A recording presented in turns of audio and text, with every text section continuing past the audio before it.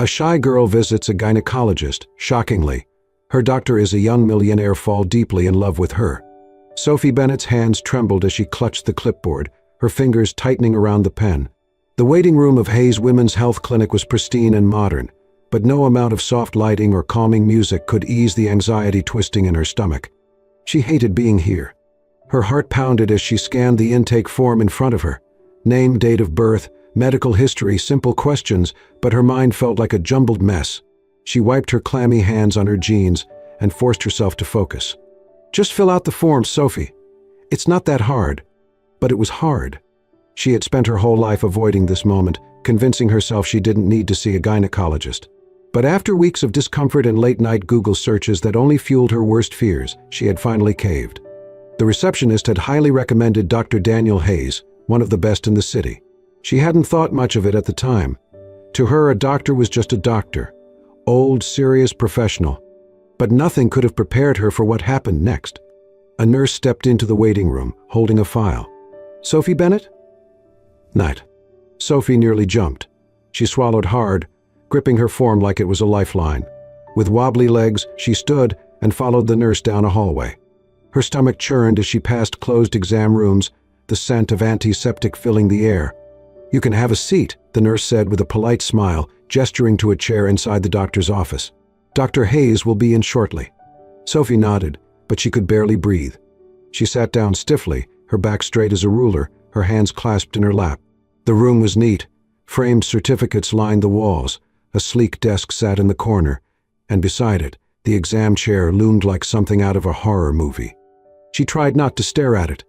Her fingers twisted together anxiously as she rehearsed what she would say. Be calm. Be normal. Get through this. And that was when Sophie forgot how to breathe altogether.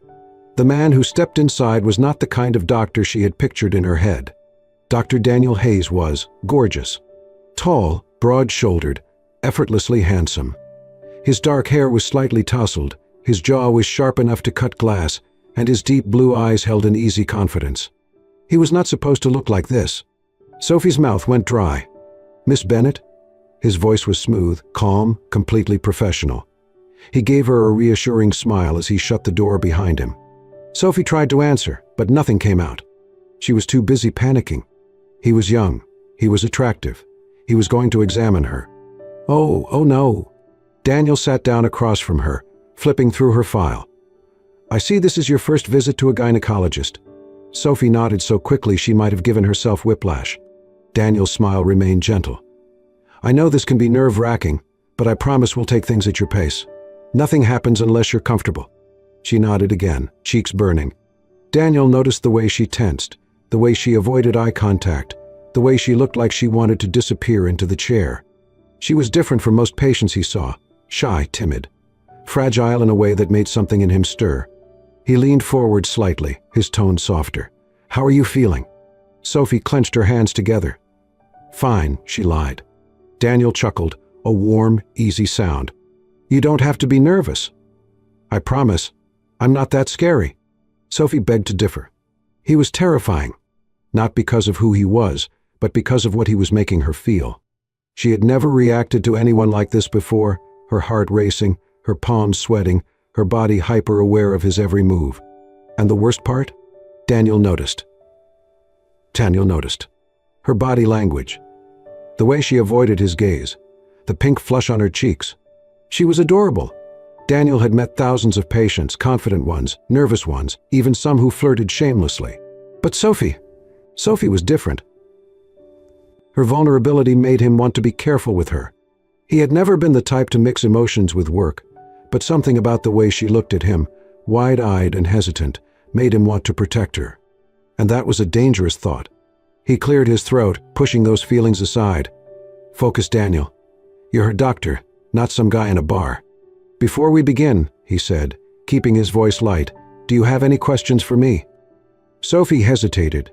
She had a million questions, but every single one died in her throat. So she just shook her head. Daniel's gaze lingered on her for a moment, as if trying to decode her silence. Then he smiled again. "All right, let's get started." And Sophie knew, without a doubt, this was going to be the longest appointment of her life. Sophie practically sprinted out of the clinic that day. Her heart was still pounding as she walked down the busy sidewalk, her hands clammy, her cheeks still burning from embarrassment. She had never felt so out of place in her entire life. Dr. Daniel Hayes was too much. Too handsome, too charming, too intimidating. And the worst part, he had been kind, gentle, understanding, which somehow made things worse. Because that meant she couldn't even be mad at him. She was mad at herself. Mad at the way her stomach had flipped when he spoke to her. Mad at the way her skin tingled when he reached out to shake her hand. Mad at the way she had nearly melted into a puddle on the floor just from looking at him. She could never go back. Not in a million years. But fate, as always, had other plans. For the next 2 weeks, Sophie ignored every call from the clinic. Her prescription needed to be adjusted. Didn't care. She needed to schedule a follow-up. Not happening. But then her symptoms started getting worse, and no amount of avoiding the problem was going to make it go away, which was how she found herself back in that same waiting room, gripping the arms of the chair like it was a lifeline. This time she silently prayed that maybe she'd get a different doctor. Someone older, someone boring, someone who wouldn't make her entire brain short-circuit. But of course, life hated her. Because the moment the nurse called her name and led her back to the office, the person waiting for her was, once again, him, Dr. Daniel Hayes, looking as unfairly good as ever. He looked up from his file when she stepped in. And then he smiled. "Sophie," he said, closing the folder. "I was starting to think you were avoiding me." Her breath hitched. He noticed. Her stomach twisted as she quickly took a seat, keeping her gaze glued to the floor. I wasn't," she stammered, lying through her teeth. Daniel leaned forward slightly, resting his arms on the desk. His expression was gentle, amused, but also curious. "You missed your follow-up," he said. "And when we tried calling, you didn't answer." Sophie felt like she was dying. I got busy," she mumbled. Daniel didn't believe her for a second, but he let it slide. Instead, he studied her carefully, noticing the way she kept fidgeting with the hem of her sleeve, the way her shoulders were tense, stiff. She was nervous. She had been nervous last time, too. And somehow, knowing that made something inside him soften. He had seen thousands of patients, but none like Sophie Bennett. There was something about her, something delicate, something that made him want to be careful, to move slowly, to make sure she felt safe. And that was a strange feeling. A feeling he hadn't expected. Sophie, meanwhile, was trying not to pass out. Every second in this room felt like torture. She knew he was just doing his job, that he wasn't thinking about this the way she was, but it didn't matter. She had to get out of here as soon as possible. So the moment the appointment ended, she practically ran for the door, mumbling a thank you as she disappeared down the hall. And Daniel, for reasons he couldn't quite explain, felt a pang of disappointment as he watched her go. He didn't expect to see her again so soon. Not outside the clinic. Not in a completely different setting. But a few days later, as he stepped into his favorite cafe to grab a coffee before heading to work, his eyes landed on a familiar figure sitting by the window, curled up with a book. Sophie. She hadn't seen him yet. She was focused on the novel in front of her, occasionally tucking a strand of hair behind her ear, biting her lip in concentration. She looked peaceful here, different, not the bundle of nerves she had been in his office. And for some reason, that made Daniel hesitate. Because suddenly she wasn't just a patient. She was someone he wanted to know, not just in a medical setting, not just as a name on a file, but as a person, as Sophie. He took a deep breath and walked over. "Fancy seeing you here," he said, leaning slightly against the table. Sophie froze mid-sip, her eyes going wide as she looked up. For a moment, she just stared at him, like her brain was still processing what was happening. Then, she choked on her coffee. Daniel tried not to laugh. Sophie wanted to die, because for the second time in a row, Dr. Daniel Hayes had completely caught her off guard. Sophie gripped her coffee cup tightly, her heart still racing from the surprise of seeing Dr. Daniel Hayes outside his clinic. She had barely recovered from her embarrassment, and now here he was, standing in front of her, impossibly composed, his sharp blue eyes glinting with amusement. Hi, she stammered, wiping her mouth with the back of her hand. Daniel chuckled, sliding into the seat across from her without waiting for an invitation. "I had no idea you came here," he said, glancing around the cafe. "This is my usual spot." Sophie swallowed hard, trying not to panic. This was not where she expected to see him again, outside of a medical setting, just casually sitting across from her, like this was normal. I like the quiet," she mumbled, hoping he wouldn't notice as how nervous she was. Daniel smiled. "Me too." And just like that, an easy silence settled between them. For the first time, Sophie allowed herself to actually look at him, really look at him. He was wearing a tailored dress shirt, the sleeves rolled up to his elbows, revealing strong forearms. His watch looked expensive, his entire presence effortlessly polished, exuding wealth and confidence. He looked like someone who belonged to a completely different world than hers. And yet, here he was, sitting across from her, looking at her like she was the most interesting thing in the room. That thought terrified her. A few days later, Sophie's world shifted again. She was absent-mindedly scrolling through her phone when she stumbled upon an article, and her stomach dropped. Dr. Daniel Hayes, the millionaire doctor behind Hayes Medical Group. She froze. Heart pounding, she clicked on the article, her eyes widening with every word. Daniel wasn't just a doctor. He was the doctor. A leading name in gynecology, a pioneer in women's health, with multiple hospitals under his name, including the very clinic she had visited. And on top of that, he was filthy rich. Sophie could barely breathe. It wasn't just that he was successful. It was the fact that she had been so naive. She had let herself believe, for even a second, that he was just a normal person. But now, the truth was staring her right in the face. Daniel Hayes wasn't just some charming doctor. He was untouchable. And she? She was just Sophie Bennett, an ordinary girl with an ordinary life, struggling to pay her rent, trying to figure things out one day at a time. They weren't equals. They weren't even close. And the sooner she accepted that, the better. Daniel started noticing the change immediately. Sophie was avoiding him. At first, he thought he was imagining it. But then she started ignoring his texts, stopped coming to the cafe, stopped showing up for follow-up appointments. And suddenly, he realized he might actually lose her before he even had a chance to figure out what this was. That was unacceptable. So one evening, he found her. Sophie had just finished her shift at the bookstore where she worked, her bag slung over her shoulder as she stepped onto the sidewalk. And then, he was there, leaning against his sleek black car, his arms crossed, his eyes fixed on her. Sophie's heart leaped into her throat. "Daniel?" she croaked. His gaze never wavered. "Are you avoiding me?" His voice was calm, but there was something beneath it, something she had never heard before. Sophie looked away.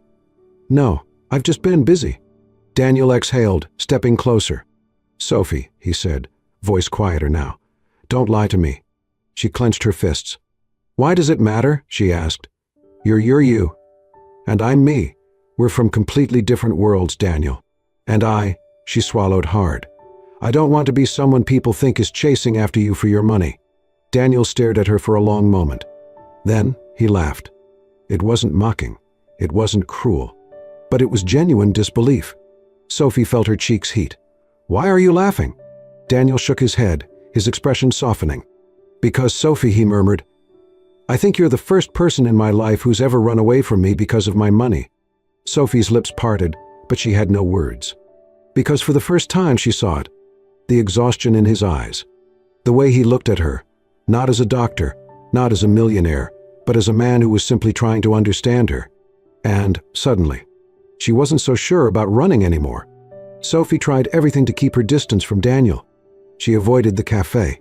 She turned down his invitations, politely at first, then more firmly. She ignored the texts he sent checking up on her, even though each one made her heart ache with guilt. But no matter how hard she tried to shut him out, there was one thing she couldn't ignore: herself. Because every time she saw his name flash across her phone, her fingers itched to respond. Because every time she walked past the clinic, she had to force herself not to look inside. Because every time she closed her eyes at night, she saw his face, heard his voice, felt the warmth of his presence. And that terrified her. Because Daniel Hayes wasn't just someone she could fall for.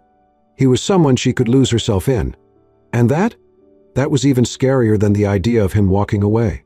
So Sophie did the only thing she knew how to do. She ran. But Daniel didn't give up so easily. At first, he gave her space. He let her have time to process, to come to terms with whatever this was between them.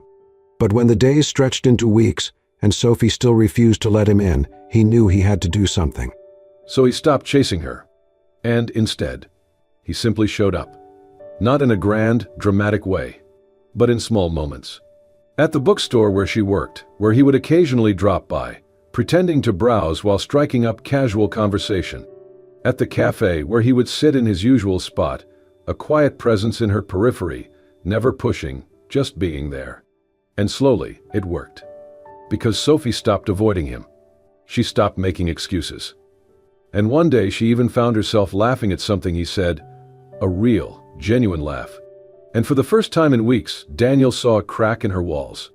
But just as Sophie was starting to feel comfortable, starting to think that maybe this wasn't as impossible as she thought, something happened that changed everything.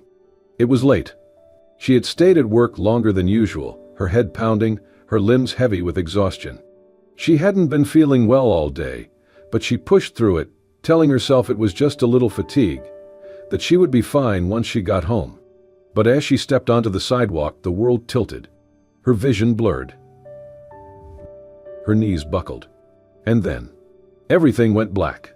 The next thing she knew, she was somewhere warm.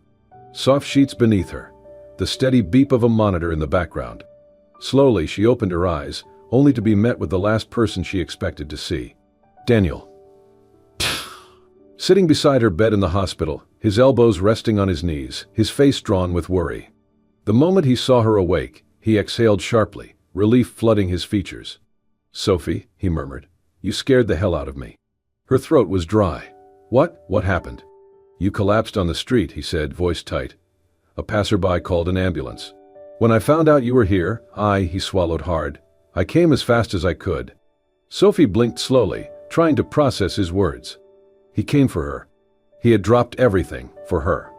And suddenly, all the walls she had built, all the reasons she had convinced herself to stay away from him, they didn't matter anymore. Sophie woke up to the soft glow of hospital lights and the distant murmur of voices outside the room. Her body felt heavy, her limbs weak, but it was the warmth beside her that made her turn her head. And that was when she saw him. Daniel. Sitting next to her bed, elbows resting on his knees, his hands clasped together. His usually sharp, confident features were drawn with exhaustion and concern, his dark hair slightly tousled, as if he had been running his hands through it. The moment her eyes fluttered open, he exhaled sharply, relief flooding his face. "Sophie." His voice was low, raw. "You scared the hell out of me." Sophie blinked slowly, her mind still catching up. What happened?" Her throat was dry, her voice weak. Daniel leaned in slightly, as if needing to be closer. "You collapsed on the street." His fingers curled into a fist. "You had a high fever. You were dehydrated, exhausted, pushing yourself too hard." Sophie swallowed, trying to sit up, but he was immediately there, his hands steadying her, supporting her. And for the first time she saw it. Not pity. Not responsibility. But something else entirely. Something gentle. Intense. Unwavering. Genuine care. Her chest tightened painfully. He shouldn't be here. He shouldn't look at her like that. Because if he did, she might start to believe it. She might start to believe that someone like him, someone who had everything, could actually want someone like her. And she couldn't afford that kind of heartbreak. So she did what she always did. She pushed him away. "You shouldn't be here," she said, her voice barely above a whisper. Daniel's brows furrowed. "What?" Sophie forced herself to look away. "You don't have to do this." His jaw clenched. "Do what?" "This," she gestured weakly around the room, "taking care of me, sitting here all night, acting like I matter." Daniel's entire body went still. And then, his expression darkened. "Sophie," he said, his voice suddenly low and sharp, "you think I'm here out of obligation?" She opened her mouth, then closed it again. Because yes, that's exactly what she thought. And that thought terrified her. She didn't want to be his burden. She didn't want to be the girl he felt sorry for. So she forced herself to say it. "I don't need your charity, Daniel." His eyes flashed with something she had never seen before, frustration, anger, something deeper. "This isn't charity, Sophie," he said, voice tight. "This is me caring about you." She let out a short, breathless laugh. "Why?" Daniel's fingers curled at his sides. "What do you mean, why?" "Why me?" she whispered. "You have everything. Money, success. Women who would do anything to be with you." Her throat tightened. "So why are you here?" His breath hitched. And then, he finally said it. "Because I like you, Sophie." Sophie's heart stopped. The words hung between them, heavy, impossible to ignore. But before she could even process it, before she could let herself believe it, the fear took over again. She shook her head, her fingers gripping the hospital blanket. "No," she said, her voice barely holding together. "That doesn't make sense." Daniel's jaw tightened. "Why not?" Sophie swallowed hard, her chest aching. "Because," she whispered, "you have everything, and I have nothing." Her voice trembled. "So, how am I supposed to believe that you actually need me?" Silence. Daniel's gaze never wavered. And for the first time, Sophie saw something broken in his eyes. And she realized. Maybe she wasn't the only one who was scared. Daniel took a deep breath, his hands tightening into fists before he slowly released them. For a long moment, he didn't say anything. Just looked at her, his blue eyes searching, conflicted, almost vulnerable in a way she had never seen before. And then, he spoke. "You think I have everything," he murmured, his voice steady but quiet. "That my life is perfect. That I don't know what it feels like to be not enough." Sophie frowned, her throat tight. "Isn't it?" Daniel let out a short breath, a bitter laugh escaping him. He shook his head. "No, Sophie, it's not." She stared at him, surprised by the sharpness in his tone. She had always seen Daniel as someone untouchable, successful, wealthy, confident. But now, for the first time, she was seeing something else. Something broken. Something real. "I wasn't always like this," Daniel continued, rubbing his hands together absent-mindedly. "I didn't grow up rich. My parents worked hard, but we struggled. I put myself through med school with scholarships and part-time jobs." Sophie held her breath, watching as he spoke, not with his usual confidence, but with a quiet honesty that made her heart ache. "When I finally became a doctor, when I started making real money, I thought I'd made it. I thought, this is it, I've done everything right." His voice dropped lower. "And then I met someone." Sophie's stomach twisted. She was beautiful. Smart. Everything I thought I wanted. And she said she loved me. Daniel's jaw clenched. I believed her. Sophie already knew where this was going, and yet she couldn't stop herself from whispering what happened. Daniel let out a slow breath. "She didn't love me," he said, his voice soft but sharp. "She loved my money." Sophie felt her chest tighten painfully. Daniel glanced at her, his expression unreadable. "I found out she had been seeing someone else behind my back. That everything she said to me, everything we had, was just an act." Sophie sucked in a sharp breath. She didn't know what to say. Because this was not the Daniel Hayes she had imagined. This was not the perfect, confident doctor. This was a man who had been betrayed, hurt, left with scars that no one else could see. Just like her. "I haven't really let anyone in since then," Daniel admitted, rubbing the back of his neck. "I tell myself I don't need to. That it's easier this way." He looked up at her then, his gaze burning into hers. "But then I met you." Sophie froze. Her heart stopped. And suddenly, everything else disappeared, the hospital, the past, the fear. It was just him and her and the unspoken truth between them. Sophie swallowed, trying to find her voice. "Daniel." He shook his head. "No, let me finish." He took a step closer. Sophie's throat tightened. Daniel took another step, and now, he was right in front of her, so close she could feel the warmth radiating off him. "I don't care what you have or don't have," he said, voice raw with emotion. "I don't care that you don't come from money. I don't care that you think you're not enough." His fingers brushed against hers, tentative, hesitant, almost like he was giving her the chance to pull away. She didn't. "All I care about," he murmured, "is you."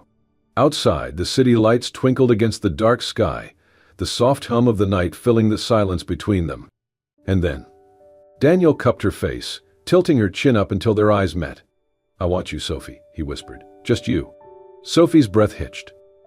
"Ah." And for the first time, she let herself believe it. Sophie lay awake that night, staring at the ceiling, her heart tangled in a mess of emotions she couldn't untangle. Daniel's words echoed in her mind, soft but unshakable. "I want you, Sophie, just you." She had spent so long believing she wasn't enough, that she was too ordinary. That love wasn't meant for someone like her.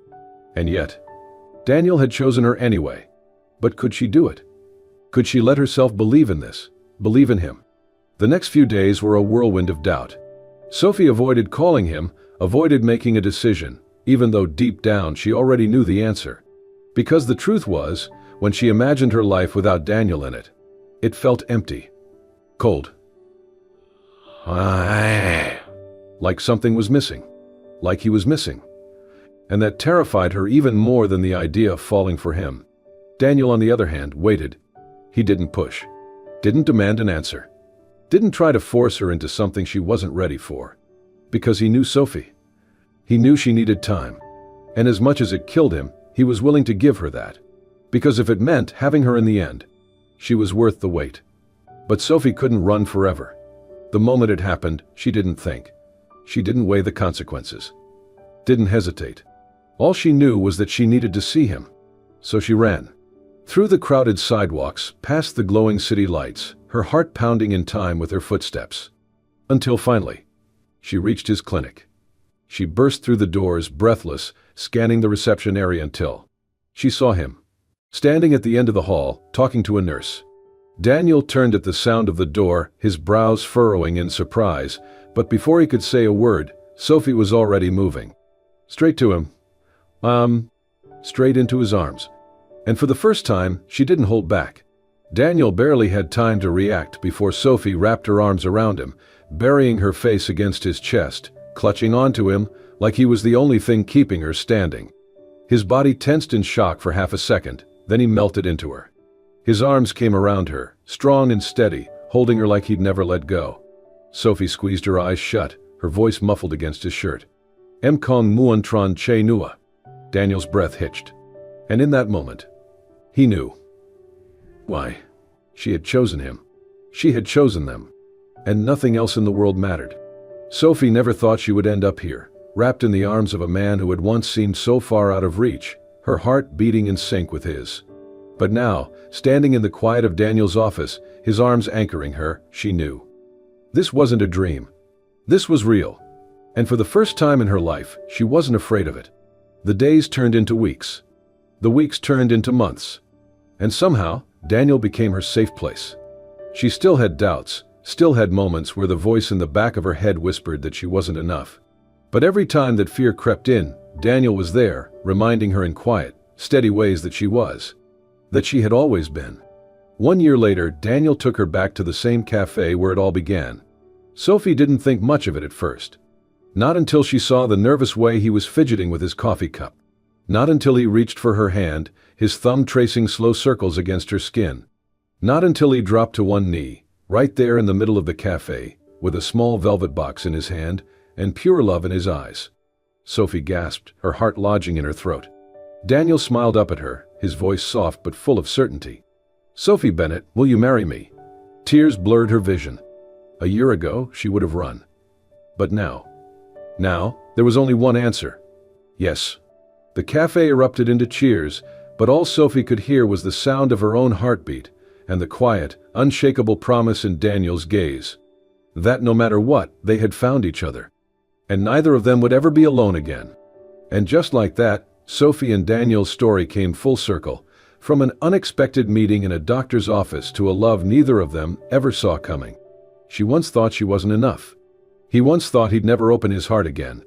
But love found them anyway. Not in grand gestures or perfect moments, but in the quiet, steady presence of someone who refused to walk away. Because in the end, love isn't about perfection. It's about choosing each other over and over again. Did this story touch your heart? If you loved Sophie and Daniel's journey, don't forget to like, comment, and subscribe to Soul-Stirring Stories. We bring you emotional, heartfelt stories that will stay with you long after the last word. Hit that subscribe button and turn on notifications so you never miss a story that moves you.